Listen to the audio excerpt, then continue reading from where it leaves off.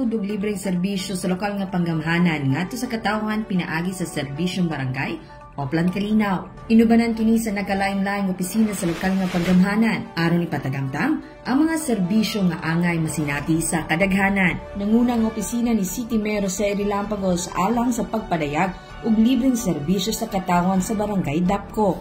Nausab ang City Health Office alang sa libreng medical check-up, libreng pag-aangkon sa mga bitamina ug tambal, apil na ang dental check-up ug ang ibot sa ngipon. Alang sa libreng eye check-up, na mismo si Dr. King Shing Delphine para sa pag-akomoda sa mga kliyente. Dugang pa, anay libreng reading glasses sa mga nanginahanglan niini.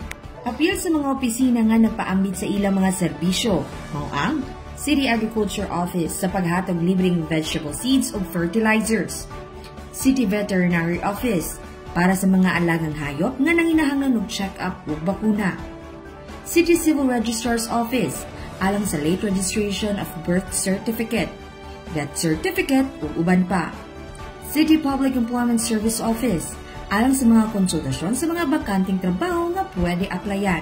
Ang sunod na bisitahon sa serbisyong barangay mo ang katawhan sa Barangay Santo Niño karong Biyernes, Setyembre 5, 2025. Kauban sa kamera si Louie Panagsagan kini si Team Acevedo gikan sa City Information Office Broadcast Services alang sa Frontline News Panabo. Importante, inform.